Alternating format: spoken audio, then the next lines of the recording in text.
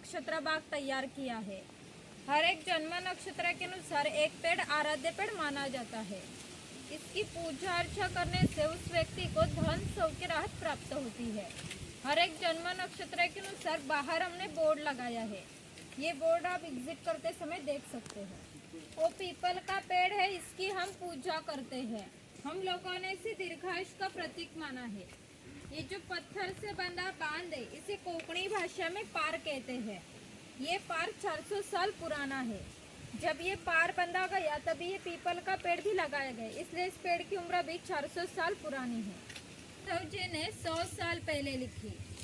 हिरवे तळ कोकण, सह्याद्रीच्या तळी शोभते हिरवे तळ कोकण, राष्ट्रदेवीचे निसर्ग निर्मित केवळ नंदनवन। इस कविता में नंदनवन शब्द का इस्तेमाल किया गया है। नंदनवन इस शब्द का अर्थ है स्वर्ग की देवता, इंद्र जी का बगीचा। वो जितना सुंदर है उतना ही हमारा कोंकण भी सुंदर है। ये गुफा हमने समय का प्रतीक बनाया है। इस गुफा के यहाँ है वर्तमान काल और इसके पीछे है 500 साल पुराना भूतकाल। इसके पीछे आप देखेंगे 500 साल पहले कोंकणी लोग कैसे रहते थे, उनकी समाज रचना, ग्राम रचना, खान पान की आदतें, परंपराएं कैसी थी। ये देखने के लिए हमें अंदर जाना है। आते समय थोड़ा सा झुक कर आइए। अगर आपको फोटो निकालना है तो अभी निकालते चलिए, वापस आते समय अलग रास्ता होगा।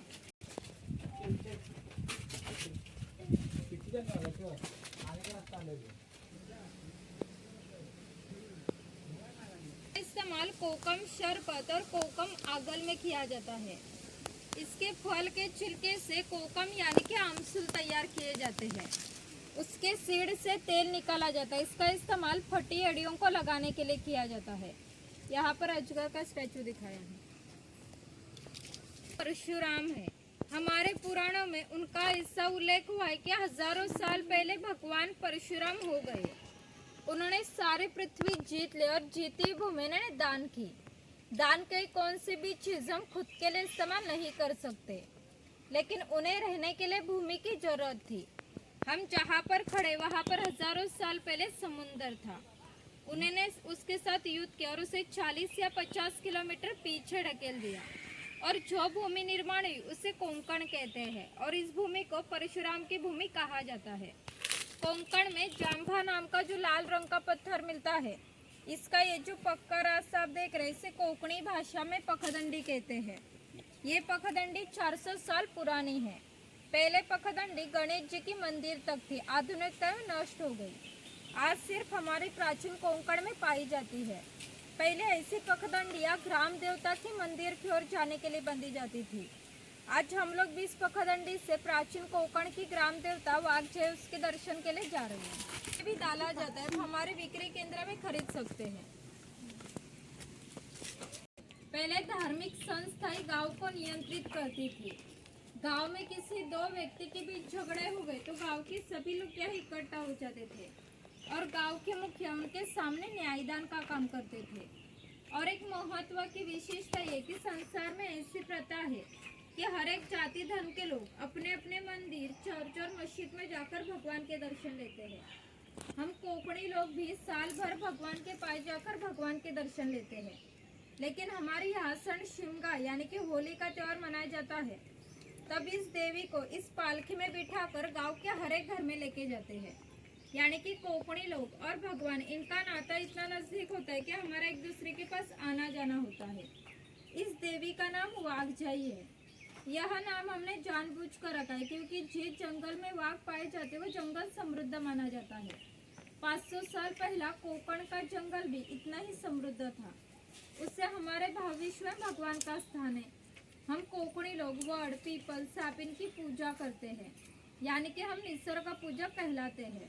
इसलिए हमारे इस देवी का नाम भी प्रकृति के संबंधित वाघजय से रखा गया है। हमारे यहाँ सन शिमगा यानी कि होली का त्योहार मनाया जाता है। तब गांव की सुसुविधा के लिए इसे मन्नतें मांगी जाती है और भूतों पर नियंत्रण रखने के लिए इसकी पूजा की जाती है। यहाँ पर वीरगल है, वीर प्राप्ति लोगों का प्रतीक चिन्ह। बाटर सिस्टम थी, यानी कि नाई, सुतार का सर, ये लोग घर घर में जाकर अपनी अपनी सेवा देते थे। इसके बदले में पैसे नहीं मिलते थे लेकिन अनाज मिलता था। गाँव की हर एक खबर इस नाई को पता चलती है और उससे पता चल रही खबर पूरे गाँव को पता चलती है। जैसा आप ये खबर इस नाई को पता चले उसी तरह पूरे गांव को पता चलेगी।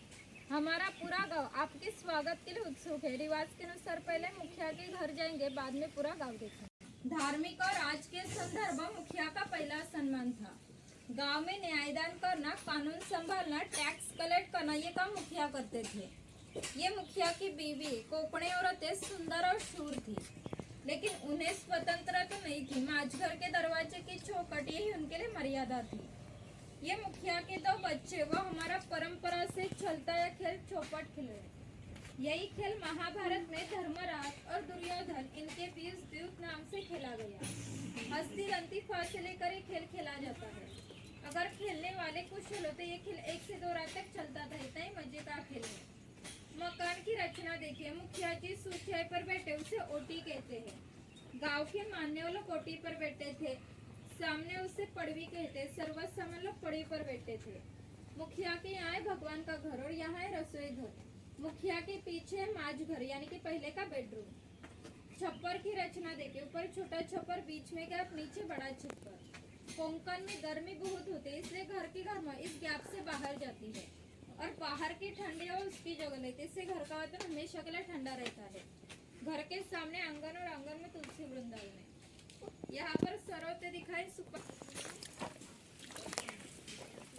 मुखिया और अजय ने अनाज देने का काम एक किसान करता था। ये जो चूल्हा देख रहे इसे कोंकणी भाषा में पिरसा कहते हैं। ये पहले हमेशा के लिए जलता रखा जाता था, क्योंकि पहले लाइटर माचिस नहीं थी। किसान की बीवी को जब खाना बनाना तो यहाँ से 2 शोले लेकर रसोई घर का चूल्हा जलाती थी। अगर ये बुझ गया तो घर में 2 चकमा के पत्थर रखे जाते थे, वो एक दूसरे पर घिसट कर आँच लगाई जाती थी। ये खोईनी है, इसका इस्तेमाल मछलियाँ पकड़ने के लिए किया जाता है। पीछे से बेलियों से बांधकर पानी में रखी जाती। इसके अंदर की रचना, इसी के अंदर का मछली फिर से बाहर नहीं आ सकती। वो कणगी है, इसका इस्तेमाल अनाज रखने के लिए किया जाता है। इसके अंदर अनाज डालकर ऊपर चिरफन नाम के फल डालकर ढक्कन लगाकर बाहर से गोमय की पुताई की जाती है। इससे अंदर का अनाज 2 या 3 साल तक अच्छे से रहता है। ये किसान की बीवी और किसान की लड़की है। वो झूला किसान के घर में हमने हमेशा के लिए टंगा हुआ रखा है, क्योंकि हमारे किसान के घर हर साल बच्चा पैदा होता था। यानी कि हर एक किसान के घर 8 या 10 बच्चे पैदा होते, यानी कि इसकी जॉइंट फैमिली थी। यह उच्छल है, इसका इस्तेमाल कपड़े सुखाने के लिए किया जाता है। यहाँ पर कोकण का त्योहार गौरी गणेश दिखाया, वहाँ पर पहले का वॉकर दिखाया है।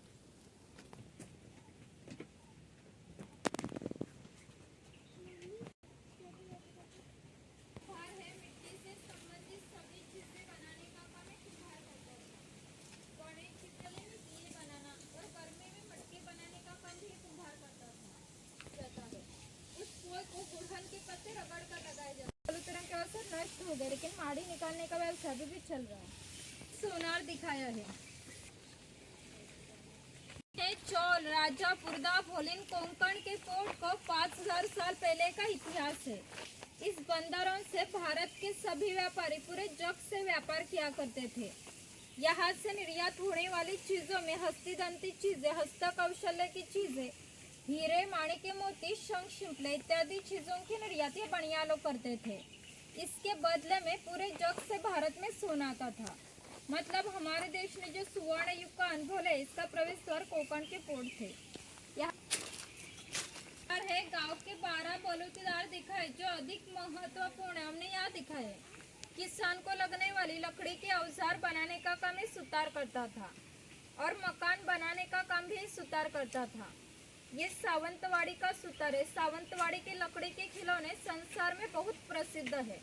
उन्होंने बनाई सुंदर चीजें आपको हमारे हस्तकला बिक्री केंद्र में देखने को मिलेंगी। ये लोहार है। जिस तरह किसान को लगने वाली लकड़ी की चीजें बनाने का काम सुतार करता था, उसी तरह किसान को लगने वाली लोहे की चीजें बनाने का काम लोहार करता था। 500 साल पहले कोंकण की राजकीय स्थिति अस्थिर थी। यहाँ के कई लोग सेना में थे। उनको लगने वाले ढाले और तलवारें बनाने का काम लोहार करता था। विशेषतः उन्होंने बनाई ढाले और तलवारें हमारे यहाँ के मराठा और मुखिया लोगों के पास अभी भी है। अभी भी उसे जंग नहीं लगा। हर दशहरे पर उनकी पूजा की जाती है। ये तेली है। पहले हम कोकणी लोग अपने खाने में नारियल का तेल इस्तेमाल करते थे। किसान अपने बगीचे में जाकर खुद नारियल लेकर आता था और तेली उसके सामने नारियल का तेल निकाल कर देता था। ये तेल की घानी है, इसे घुंड कहते हैं। यहाँ सूखा नारियल डाला जाता है। ये जो खड़ी लकड़ी से कोकणी भाषा में लाट कहते हैं। ये लाट इस आड़ी लकड़ी को इस तरह बंधी जाती है। यहाँ पर लाट इस तरह खड़ी रहती है। यहाँ पर कोलू को बैल बांधा जाता है और यहाँ आड़ी लकड़ी पर पत्थर रखकर तेली खुद बैठता है। ये सब वजन लेकर बैल गोल घुमाने के बाद लाट पर पड़ता है। लाट का वजन नारियल पर पड़ता है। इस तरह अंदर के नारियल पीस कर तेल निकाला जाता है। ये तेल बाहर निकालने के लिए कोलू का बैल छोड़ना पड़ता है। कोलू बाजू करना पड़ता है। आड़ी लकड़ी छोड़नी पड़ती है। इससे अंदर का तेल निकाला जाता है। फिर से नया तेल निकालने के लिए नया नारियल डाला जाता है। यानी कि पहले तेली को इतना सा तेल निकालने के लिए 1 या 1.5 घंटा लगता था। यानी कि पहला कोकणी जीवन इतना ही कष्टमय था। ये बुरुड़ समाज है। पहले हर व्यवसाय जाति के अनुसार होता था। किसी को भी व्यवसाय बदलने की स्वतंत्रता नहीं थी। इनका काम था बम्बू से चीजें बनाना। ये सूप है, ये फूलों की टोकरी है, ये रोवली है। इसका इस्तेमाल अनाज रखने के लिए किया जाता है और इसे धार्मिक महत्व भी है। हमारे यहाँ जब शुभ कार्य होता है तब घर की कवारी लड़की इस रोली में दिया रखकर खड़ी रहती है। शुभ कार्य होने से पहले अगर दिया बुझ गया तो अशुभ माना जाता है। हमारे यहाँ किसी की भी शादी बम्बई में तो बम्बई में सभी चीजें मिलती है, लेकिन ये रोली नहीं मिलती। रोले के लिए गाँव बसाना पड़ता है। जो घर है, हर समाज की स्वतंत्र खान पान की परंपरा होती। किसी भी दो समाज की खाद्य संस्कृति में समानता नहीं थी। हमारे यहाँ के कोकणी लोग अपने खाने में मछली की करी और चावल बहुत खाते हैं। कोंकण में आकर उबले मोदक, भाजने के वड़े और मछली की करी नहीं खाएंगे तो कोकण की सफर अधूरी रहेगी। पहले कोकणी लोग मिट्टी, लकड़ी और पत्थर के बर्तन रसोई घर में इस्तेमाल करते थे। ये जो जातनी जैसा दिख रहा है इसे धीरट कहते हैं। जातने में अनाज पीसते और धीरट में अनाज के छिलके अलग किए जाते हैं। ये मोदक पात्र यानी कि पहला कोकणी कुकर। यहाँ पर नीचे पानी रखा जाता है। यहाँ पर मोदक रखकर ढक्कन लगाकर मोदक पात्र चूल्हे पर रखा जाता है। इससे अंदर के मोदक स्टीम होते हैं। ये सेवे का लोहे का यंत्र है, सेवे का लकड़ी का यंत्र। उठाना, प्रेस करना। ये पूरण यंत्र, यहाँ दाल डाली जाती है। दोनों घुमाने से पूरण नीचे गिरता है। बाद में इसकी मीठी रोटी तैयार की जाती है, यानी कि पूरण पुली, दाल पीसने के लिए।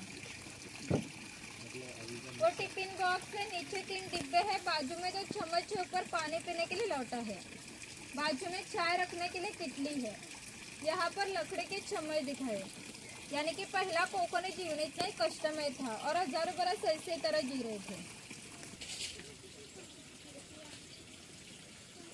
खाल से चीजें बनाने का काम एक चर्मकार करता था। और इसके साथ और एक घटना बताते जो 500 साल पहले घटी है।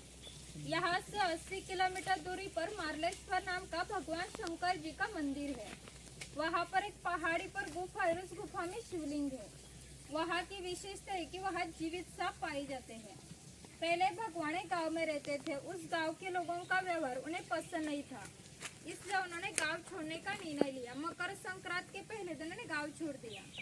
गांव के बाहर एक चर्मकार का मकान था। ये चर्मकार गरीब परंतु श्रद्धा और नीतिवान था।